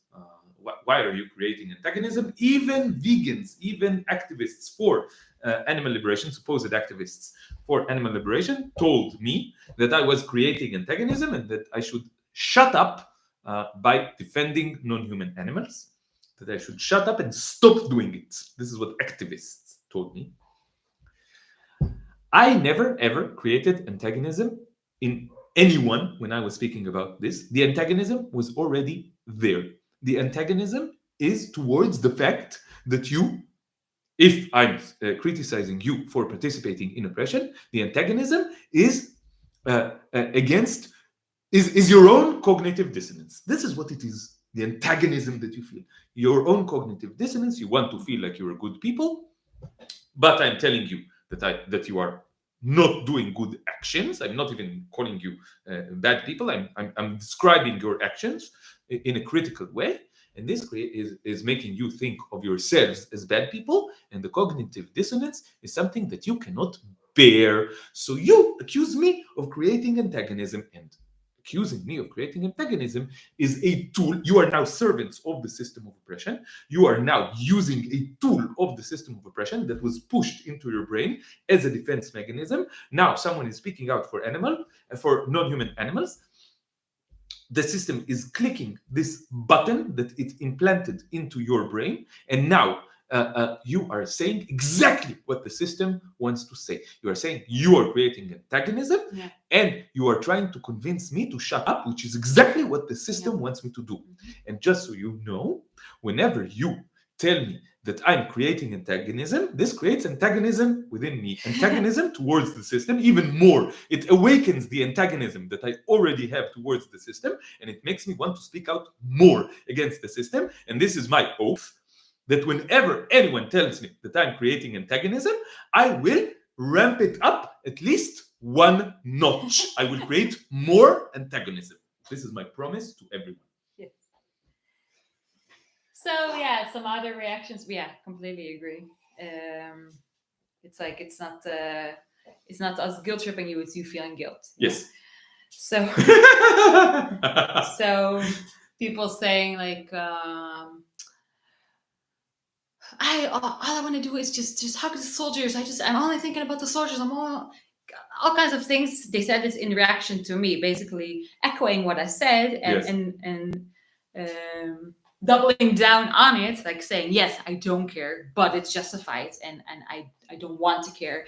And the sad thing is that this is a really legitimate thing to say, where in any normal conversation, it would be not proper to say that you don't care about someone else. In this context and in this societal kind of atmosphere, it was very much a legitimate thing to say. And even though it should have weakened their point and strengthened mine, for them, to their mind, it did the opposite. Like, how dare you even talk about them when our soldiers are there. And then someone started telling me how someone that she knows was shot at when they were at the music festival. They survived, but they were there. And it was just like one after the other. I didn't even know that it was just, and some people were awkwardly silent. And I think this was maybe the hardest thing of all, that nobody supported me. Like nobody came out and said, yeah, you know what, I agree with you, or nobody said anything. And the only thing, like the kind of the person leading this thing, like the moderator or whatever, she's a social worker herself. At some point, after many people spoke, and I felt like I was being shut down like that, then she said the most tepid thing ever. She said, "No, but I think we can all agree that we can all be sad for everybody." Yeah. And I told her, Just no, like this is bringing not it true. back to This is not true. This isn't even true. yeah. This isn't even true, let alone saying that it's wrong what we're doing, what should be said. But this isn't even true. But It's her just goal, not true. her goal was to kind of erase the then radical thing that you said. Is so radical to be angry with murder, okay? But it's radical within the Zionist cult. In October and November of 2023, this was extremely radical, okay, to say that you are against murder. And this social worker, she tried to bring the discussion back to what is acceptable within the cult. It was acceptable to say you're sad, because sadness doesn't call anyone to action. Saying that you're actually against it is a call to action. So sadness is okay, that you're allowed to be sad, even for children of the other side, although, fishy. Are you also against it? Okay, yes. Suspicious, okay? Yes. But it was still acceptable to say within the cult you are sad for all children dying, kind of acceptable. So she tried to pull it back to kind of erase what the meaningful thing that you said, that you're against this and that you wanted to stop right now. Yes, okay? Yes. So I'll say one more thing about this, what happened afterwards. So yes, afterwards. So in the staff meeting, the manager, the psychiatrist, who's basically my direct boss, she hadn't spoken, and so the moderator asked if she wanted to say something. She said, I prefer not to talk. So I had no idea what her opinions are or whatever, although I had my guesses. And so shortly after this... No, it's okay. Shortly after this, I heard from... Oh, hold on. We have a Zionist troll. Long live Israel. I think we should just ignore him. Yeah, we will ignore, but I would just say it won't. It's about to die. It's just a fact that Israel is no longer going to be a thing in like 10 years. Just a fact. I'm sorry to tell you this, Yael. I'm sorry. Just a fact. Hello from Tel Aviv. Shalom. Yeah. I wish the animal Holocaust had the same, the non-human animal Holocaust had the same future as the state of Israel. I wish... Anyway, let's just... אבל אני לא יהודי אמיתי. אני לא יהודי. אני לא. Yeah, we will ignore. If he tries to troll too much, I will just shove him out. Anyway, Yair, go vegan. Anyway. Yeah, Yair, go vegan. Yeah. Go vegan. Your Zionism cannot be healed, but maybe your carnism can be healed. Maybe. All right, that's whatever. Anyway, so shortly thereafter, a colleague of mine, she's kind of an interim manager. She's another psychologist there, came to me, and she works kind of together with this boss. And she told me something like, it's been a while, so I don't remember exactly, but something like, yeah, she wanted to talk with you because she has some concerns about your performance at work. And I mean, she has talked about before about stupid things, doesn't matter. And she was on everybody's back about like some kind of technical things, not the professional side, but always the technical side of her job at a clinic where there's a lot of bureaucracy as well. And so, and many therapists are not so good at bureaucracy, so oftentimes she'll have complaints about that side of our performance. So, but she said this, and I had this feeling, this feeling that it was related. Yeah, that something was wrong. To the fact that I spoke and what I said during that meeting. And when I spoke, by the way, I spoke pretty calmly. I mean, I had some emotion in my voice, but it was by no means was I yelling. Yeah. And certainly not more emotive than most of the others. Yeah, than other people who were melodramatic, right? Yeah, it's obviously you're not going to speak like a robot, but I was not raising my voice. I was just slightly impassioned in the way that I spoke, I would say. Mm. And so I started to ask this colleague who's also a friend of mine, like, what exactly? What did you say? What else did you say? I was trying to kind of get some information out of her, like, what's the deal here? And then she said, yeah, she felt that, like, the way that you spoke at that meeting, that, like, you were very what's the word she used? Maybe the word was emotional. Maybe the word was I don't know, like something that has to do with emotion regulation, but like in a negative way. I don't know exactly the word. I don't remember. You were too emotional, basically. Yeah, something like that, or no, it wasn't something like aggressive or something. Like, it wasn't something in that direction. It was more about being too emotional, something in that realm. And so yeah, I really understood that basically, maybe conscious, maybe unconscious for her, that she reacted, that saying, my boss reacted to what I said in this way, and then she probably couldn't say it outright. She couldn't say, oh, I don't agree with her and now I'm going to be on her back, but in a hidden way, this is basically what was the end result of it, that I felt in that moment that I better not speak up. And I talked about this with you, and you also said, yeah, it doesn't even matter. It's not like you're going to win any fights in this workplace, and you may not want to endanger. It's not gonna if you push too hard, you could get fired. This was a very real possibility. There was some, like, the thing that happened there was the system telling Tamar, if you continue pushing in the way that you are pushing right now, there will be trouble. You will get into trouble. You might get fired. It's like watch out. It's a sign. It's a clear sign from the system. Watch out. And then you are confronted with a choice, and the choice is: do you continue pushing and risk this backlash of losing your livelihood, or losing friends, or losing family, whatever the context may be, or you shut the fuck up? And sometimes you have to choose to shut the fuck up, because otherwise you will not be able to speak up anymore, because you've been damaged too much, and now you're poor, now you're lonely, now you're depressed, now you're hungry, now you're homeless, now you're whatever. Now you're dead. Now you're in prison. Now you're... Who knows? Mm-hmm. Who knows? This is the thing. No one knows. I don't know. I don't know for a fact that this instant, someone will knock on the door right there. Hi, שב"כ, מה קורה? בואו, תדפקו בדלת, אני מחכה לכם. I don't know for a fact that the Shin Bet will not, or the police or whatever, will not knock on my door right this instant. I don't know this for a fact, and take me to some prison and abuse me like they did to Andre X. Okay? Yes. So there's next to this aspect, there's also the social aspect of these are people that I get along with really well, and I work with them, and I like them, and there's always been a very positive atmosphere. And so I felt... at the very least you will have, like, people will start behaving nastily towards you, or take a distance from you. At the very least this will happen. At the very least. Yes.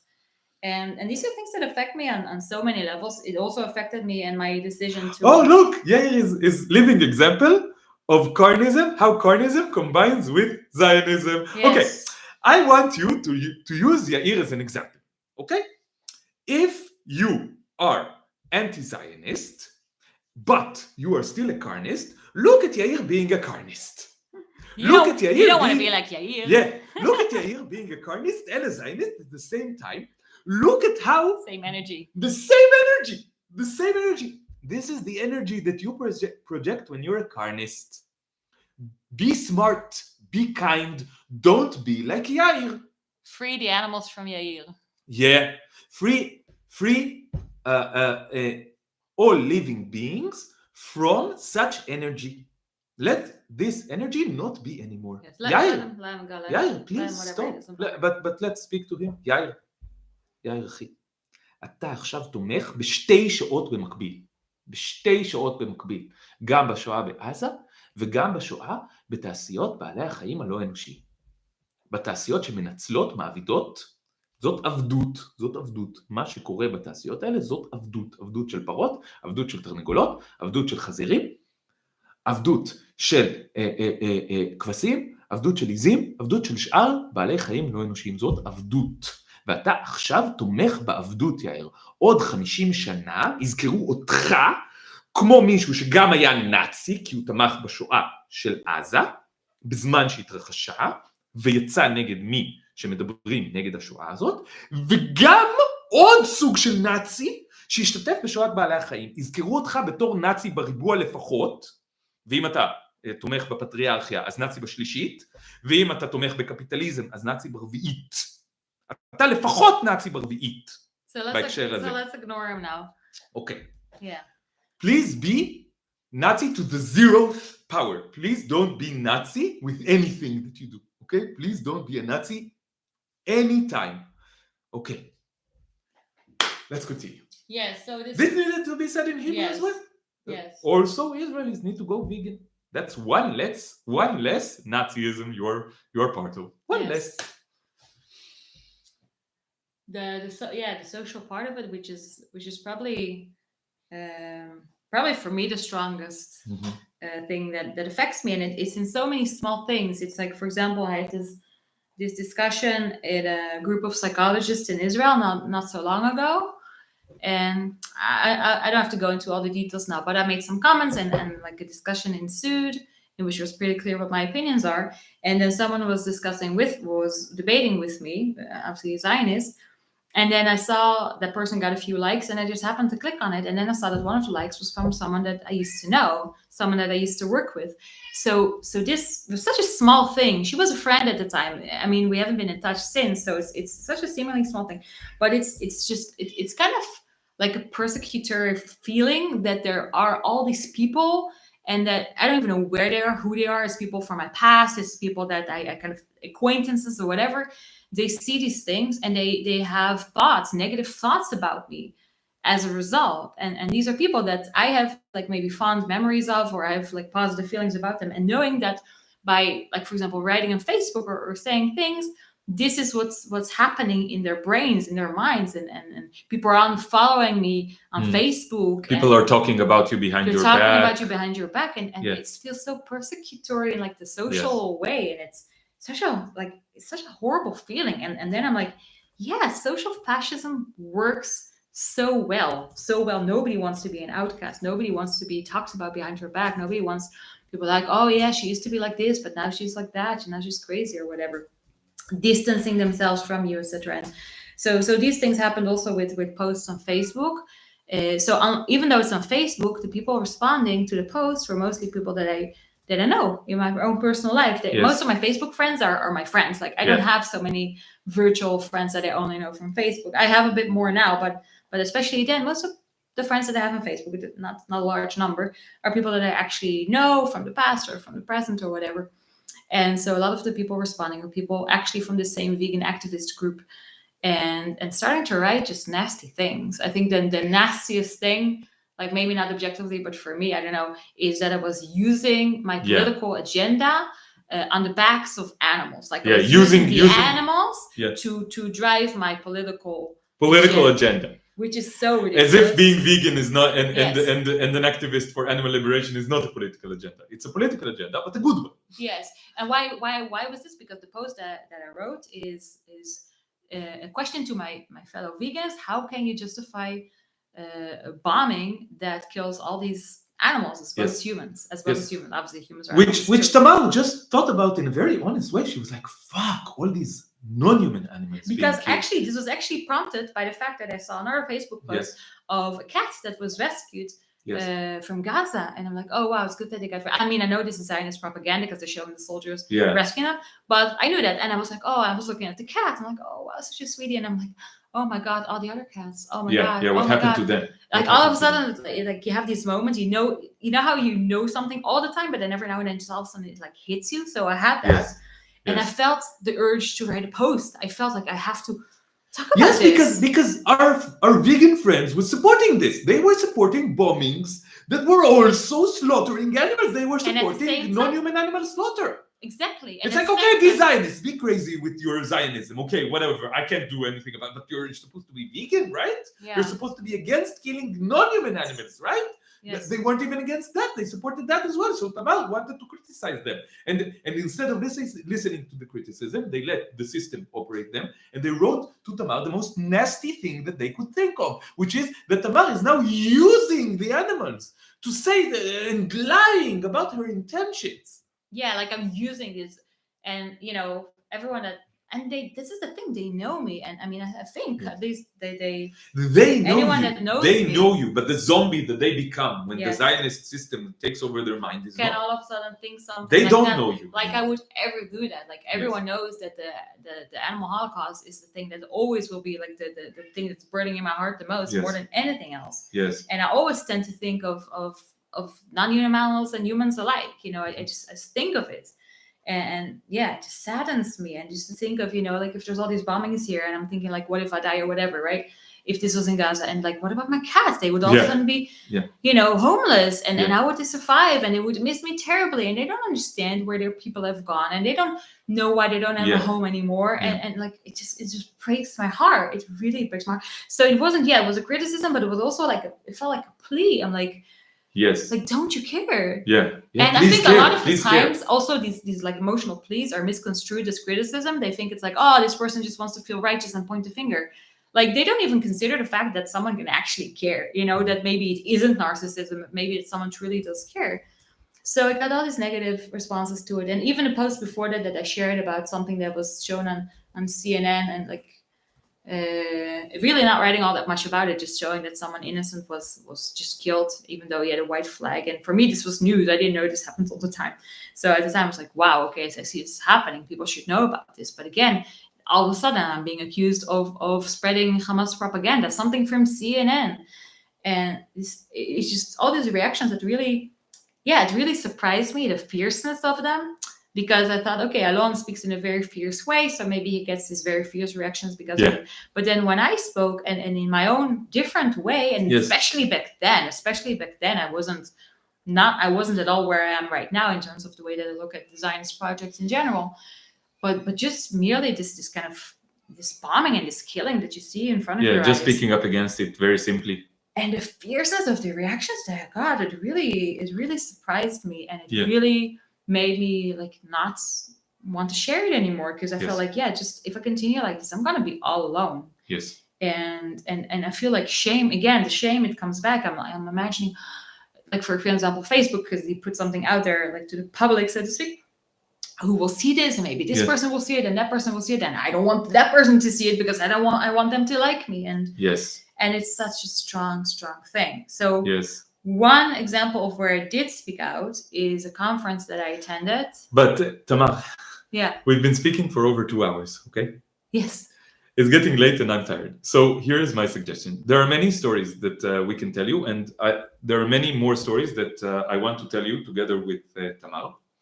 So maybe let's do a part 2 of this. Yeah, it feels like we have to do a part 2 of it. Okay, so maybe on Friday or Saturday this weekend, we will do a part 2 of this conversation, because we want to tell you more stories about when Tamar or I spoke out against various... we haven't even told the story about... Yes, right. We have to do a part 2. We have to do a part 2. We have to tell you stories about when we spoke out against various Holocausts and the reactions that we got, and how these reactions expose and explain in detail how fascism works, how systems of hierarchy, control, and oppression work, and how they silence resistance against them, and how they make you collaborate, so that we all understand this, because this is extremely important to understand, because we are all surrounded by these systems, by these interlocking systems of oppression,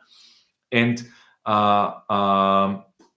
we need to understand how these systems work more and more and more, so that we can resist effectively. Okay, So Tamar, before we finish, one last thing you want to say to 52 people now watching us, and maybe I don't know 1,000 or 2,000 watching the recording. Just your message to the world.